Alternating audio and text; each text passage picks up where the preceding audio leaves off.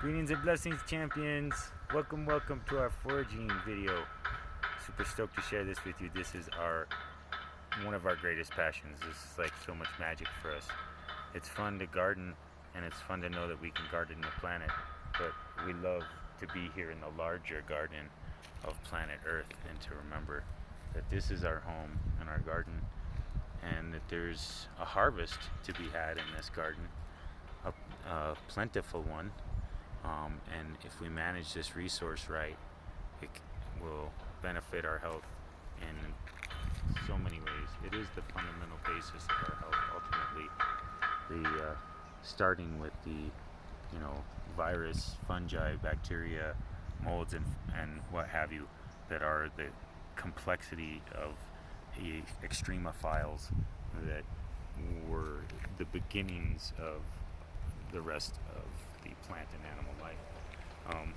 So we like to talk about how those viruses, fungi, mold, and bacteria were our greatest ancestors, our oldest ancestors, because after the amalgamation of the planet that took millions of years, asteroid bombardment, and then the eventual formation of the atmosphere, the water activated these extremophiles that inhabited various asteroids and cometary debris and stuff, and activated it into being. So there's fossilized remains of 12-foot mushrooms that used to dot the landscape, and were some of the proto-species that make the complex amount of fungi that we find now.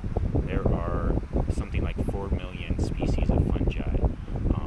There's something, and I was just hearing about how this importance of this microbiome of the planet is such a similarity correlation with our own bodies.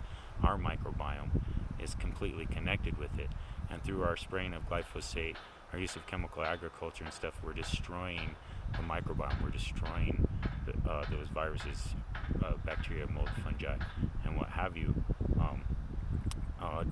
Zach Bush was talking about how our genetic complexity is somewhere between a fly and a flea. One having 13,000 genes, another having 30,000, and the human being having 20,000.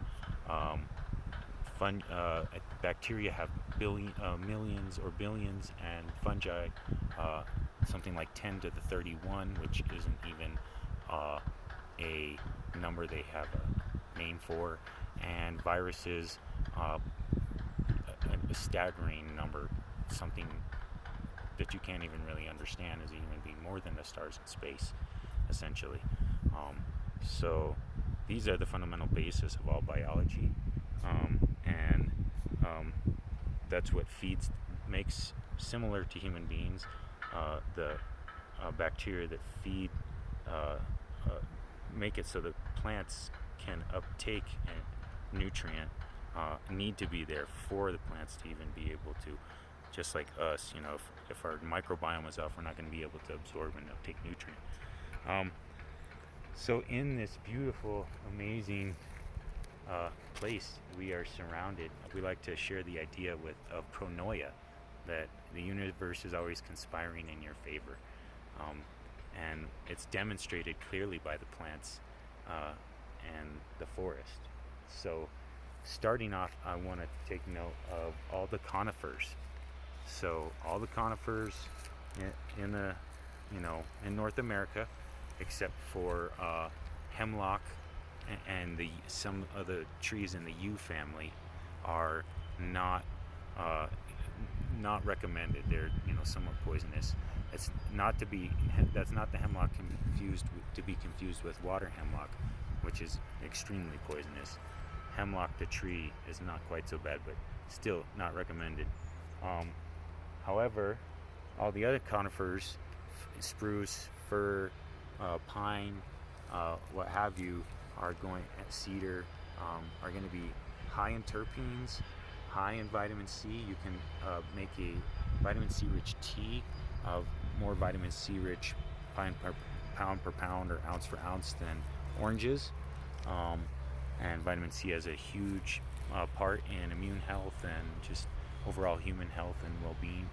Um, you can also use the pitch of conifers to seal wounds, or as a decongestant. You can boil it in water and take a tea of pine sap if you're having like a cough, like particularly like a goopy cough. It's a little bit warming, sort of a warming herb. And we're going to go into the energetics of herbs with you champions at our next meeting, where we're going to go more into alchemy, Ayurveda, and the energetics of earth, wind, fire, and water as they're represented in the plants and in our bodies, and herbal energetics of warming and cooling and how that relates chemically and with physiology and everything as well. But for now, suffice to say, there's all this stuff around you. The other thing with the conifers, before I go from there, is the seeds. You can take the seeds of all the little cones of all the conifers, and some of them are paper flaky and thin, but those are very nutrient rich, very protein rich foods. So now we're going to look down here. Alright, so here we have champions in this tiny little tuft, about 4 or 5 plants that are plants you'll be able to find across the US. These plants, some of them follow the human footprint everywhere and can feed us. This one here that we're looking at now, with these tiny white flowers being one of them. This is called knotweed. It's a polygonum species.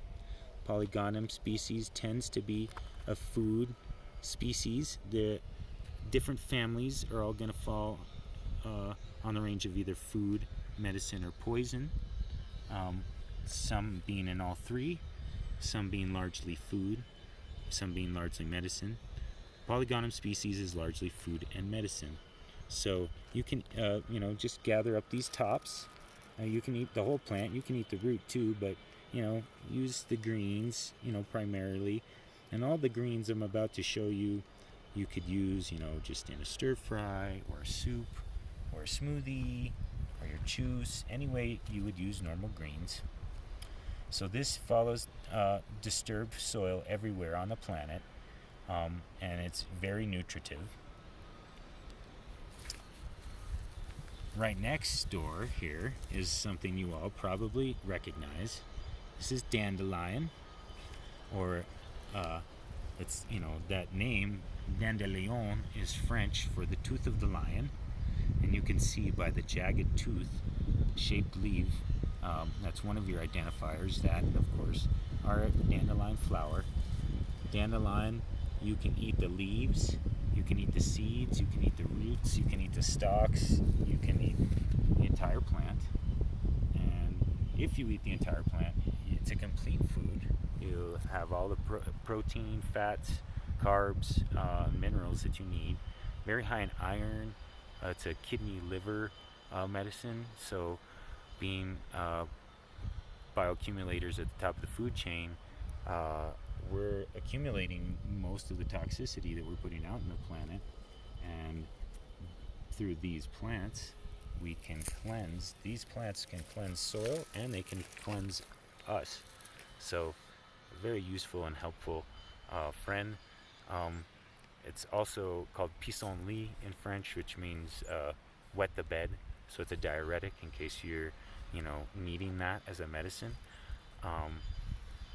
Other attributes of it that come to mind as my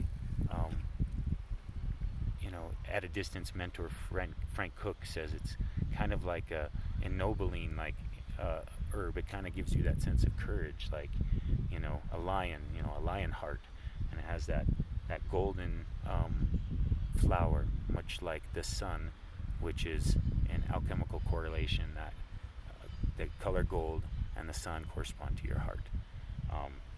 So that's 2 herbs right there that you can get a great deal of nutrition from, just from the smartweed, the polygonum species, and the dandelion. Taraxacum officinalis is the Latin name of dandelion.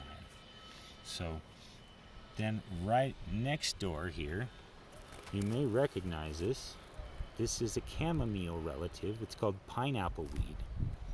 And chamomile is in the aster family, but there's a lot of plants that you can recognize the signature of these very ferny leaves, these little golden orby flowers, and then the telltale thing is to squeeze a little bit between your fingers and sniff it, and you'll smell a little chamomile-like smell. And if so, you're likely to have a chamomile-like tea.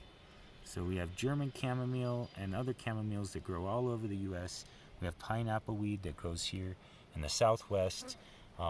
So what we often like to teach from is to learn plants by plant families, because if you know plant families, you can go anywhere in the world and know the general use of the families. For instance, the entire rose family you can use in generally the same way, and is all food and medicine, a safe family all the way up and down. So here we have a strawberry right here.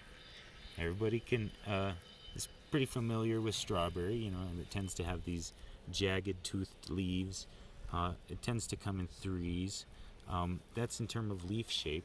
I wish I had strawberry flower to demonstrate, because the true way to tell a strawberry plant is by its flower, and the flower has 5 petals with many stamen. So that is a whole wide range of plants. That's strawberry, raspberry, thimbleberry, blackberry, all your fruit trees, apple, pear, plum, peach, cherry, almond, so it's a huge family, and a huge family of plants. Generally speaking, strawberry is, for the most part, astringent, so it's going to tighten and tone tissue and relieve excess moisture, and it's also going to be heart and blood medicine. It's going to build blood and tone and heal, the heart. That's the rose family. Yeah, and which is Strawberries are in the rose family. Very good point. Strawberries are in the rose family, and that's something we always love to share about. Is like the emblem of the rose as a showing of love, and that connection with the heart and the rose family. So, learning your families is the most effective way to do this. We love to share this book called Botany in a Day by Thomas Elpel. Yeah. And he breaks down family by family, and then all the families across the world. But to make it brief, we're just gonna, for today, show you 10 plants that are some of our favorites. Alright, we're here now with one of my favorite herbs, Achillea millefolium, or yarrow. And it's called Achillea millefolium, one for its connection with Achilles, and the other for this flower that, it's like 1,000,000 little flowers, 1,000 flowers. That's what milla means. So this herb is a really good herb for